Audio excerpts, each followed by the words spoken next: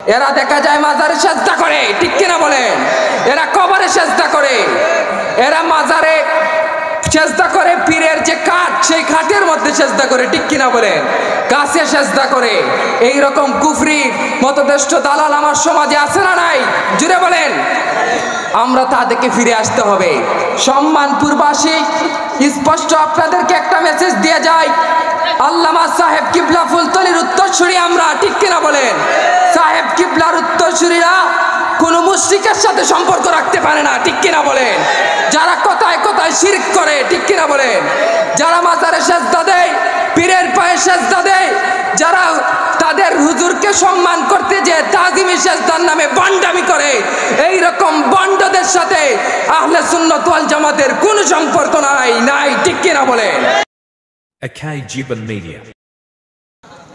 হাদিসের বর্ণনাতে এসেছে, হযরত আনাস বিন মালিক রাদিয়াল্লাহু তাআলা আনহু যখন আল্লাহর হাবিবের খাদেম হিসাবে আল্লাহর হাবিবের দরবারে আসলেন, তখন মাত্র বয়স ছিল তার 10 বছর। কয় বছর? মাত্র 10 বছর ছিলেন। হযরত আনাস বিন মালিকের মা আনাস বিন মালিককে রাসূলুল্লাহর নিকট নিয়ে আসলেন। হযরত আনাস বলেন, খাদিমতুন নবী সাল্লাল্লাহু আলাইহি ওয়াসাল্লাম 10 সালাওয়াত, রাসূলুল্লাহর নূরের কদমে আমি 10 বছর আরো খেদমত করলাম। সুবহানাল্লাহ। আনাস বিন মালিকের বয়স ছিল মাত্র 10, আরো 10 বছর তিনি খেদমত করলেন। হযরত আনাস বিন মালিক বলেন, আমার মা যখন রাসূলুল্লাহর নূরের কদমে নিয়ে আসলেন, আল্লাহর হাবিবকে বললেন, ইয়া রাসূলুল্লাহ, ইয়া হাবিবাল্লাহ, আমার এই খুদে আনাস, ছোট্ট আনাসকে আপনার নূরের কদমে দিয়ে গেলাম। ইয়া রাসূলুল্লাহ, অনেকেই তো তার প্রিয় বস্তু, প্রিয় মানুষটাকে দিয়ে গিয়েছে আপনার নূরের কদমে খেদমতের জন্য।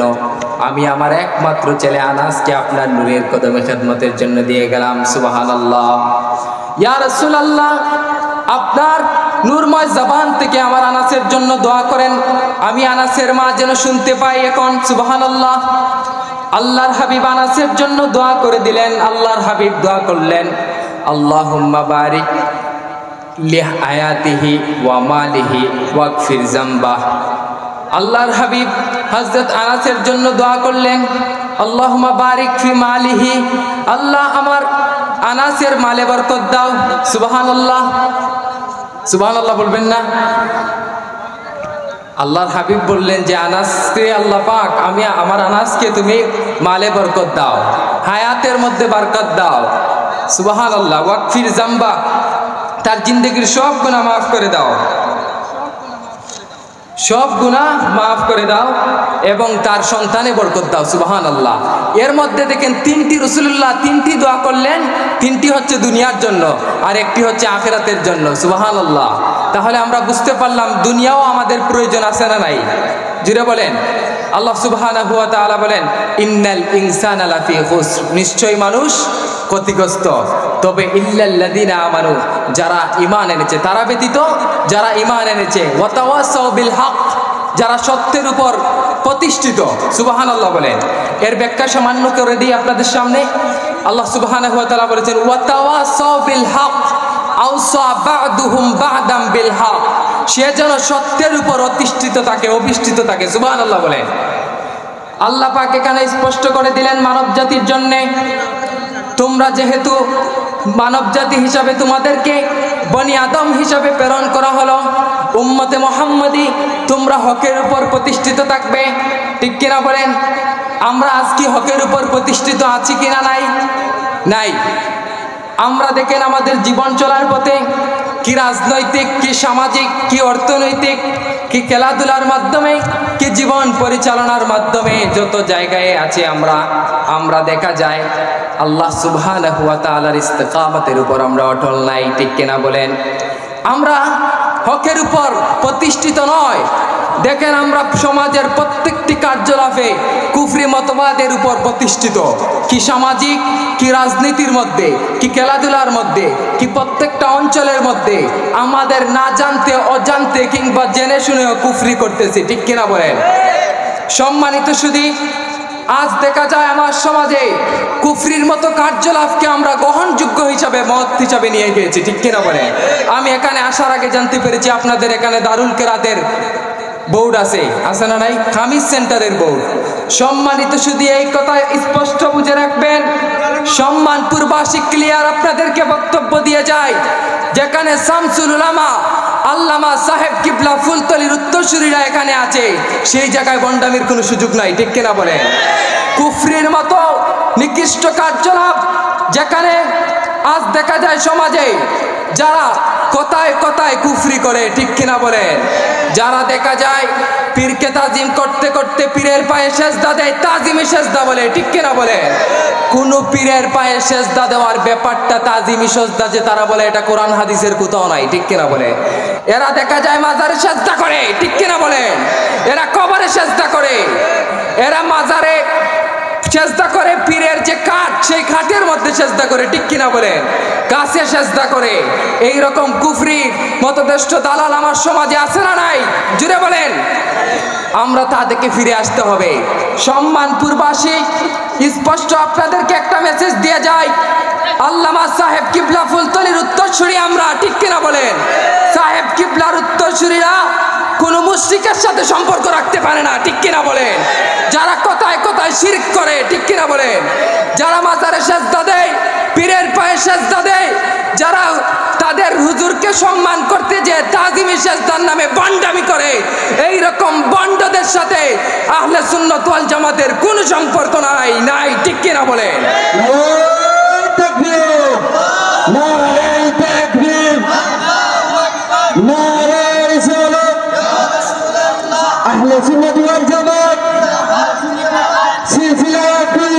জিন্দাবাদ, জিন্দাবাদ। সম্মানিত শুধু কোন পীরের পায়ে কি সেজদা করার কোনো হুকুম আছে? যদি হুকুম থাকতো তাহলে আল্লাহর হাবিবের সাহাবায়ে কেরামগণ কি রাসূলুল্লাহর নূরের কদমে সেজদা দিতেন না? অবশ্যই দিতেন, যদি হুকুম থাকতো। দেখেন আল্লাহর হাবিব সাহাবায়ে কেরামদেরকে নিয়ে হাঁটতেছেন, হঠাৎ উহুদ পাহাড় থেকে একটি উষ্ট্রি এসে রাসূলুল্লাহর নূরের কদমে সেজদায় পড়ে থাকলো। সাহাবায়ে কেরামগণ ডেকে বললেন, ইয়া রাসূলুল্লাহ, ইয়া হাবিবাল্লাহ, অনুমতি দেন, আপনার নূরের কদমে আমরা সেজদা করতে চাই। সুবহানাল্লাহ, সুবহানাল্লাহ বলবেন না? আল্লাহর হাবিব বললেন, না না, সেজদার কোনো হুকুম নাই। আল্লাহর হাবিব বললেন, লাউ আমারতু আহাদান আন ইয়াসজুদা লি আহাদিন লা আমারতুল মারআতা তাসজুদা লি যাওজিহা। সুবহানাল্লাহ। আল্লাহর হাবিব ডেকে বললেন, সাহাবীরা শুনো, যদি আমার শরীয়তে কোনো মানুষকে সেজদা করার হুকুম থাকতো, বৈধ থাকতো, তাহলে আমি রাসূল আইন করতাম যাতে করে প্রত্যেকটি স্ত্রী তার স্বামীর পায়ে সেজদা করে। আল্লাহু আকবার। এতে আমরা কি বুঝতে পারলাম? রাসূলুল্লাহর নূরের কদমে যেখানে আল্লাহর হাবিব সেজদা নেন নাই, সেখানে কি কোনো পীরের পায়ে সেজদা করার হুকুম আছে? আছে কি?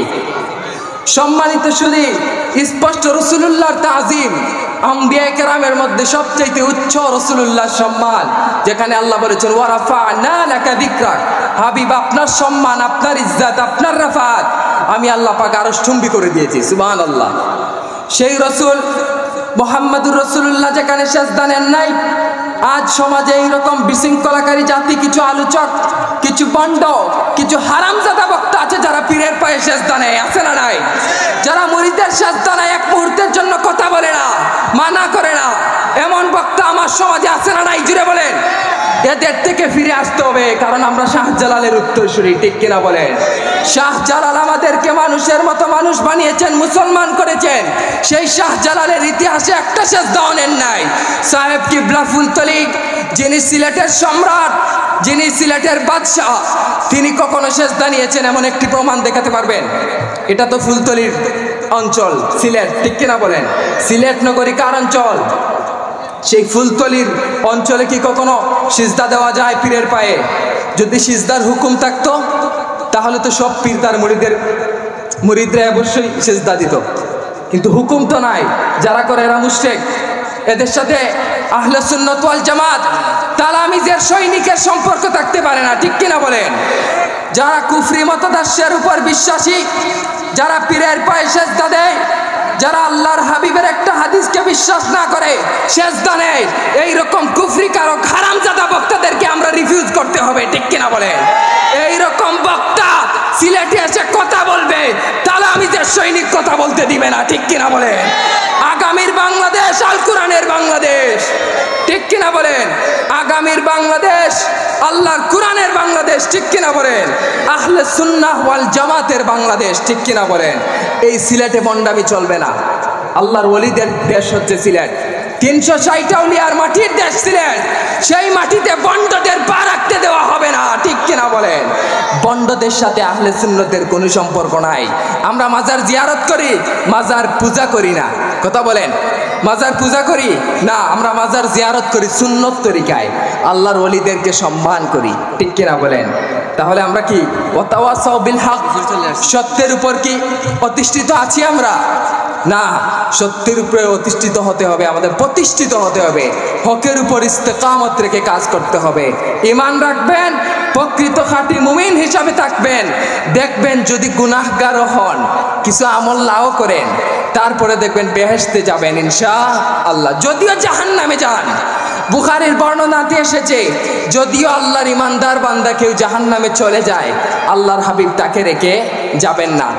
কেননা যখন জাহান্নামীরা জাহান্নামে চলে যাবে, জান্নাতীরা জান্নাতে, তখন আল্লাহর হাবিবকে বলা হবে, মালিক ডেকে বলবেন, রসুল আপনি কি রাজি হয়েছেন?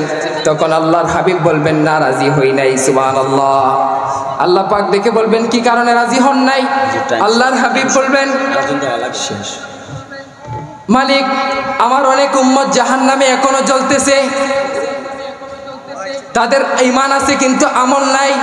আল্লাহর হাবিব এই কথা বলার সঙ্গে সঙ্গে আল্লাহ পাক মালিক ফেরেশতাকে ডেকে বলবেন, রে মালিক যাও জাহান্নামে, আমার হাবিবের উম্মত দেখো যাদের ঈমান আছে কিন্তু আমল নাই, তাদের সবাইকে জাহান্নাম থেকে তুলে নিয়ে আসো।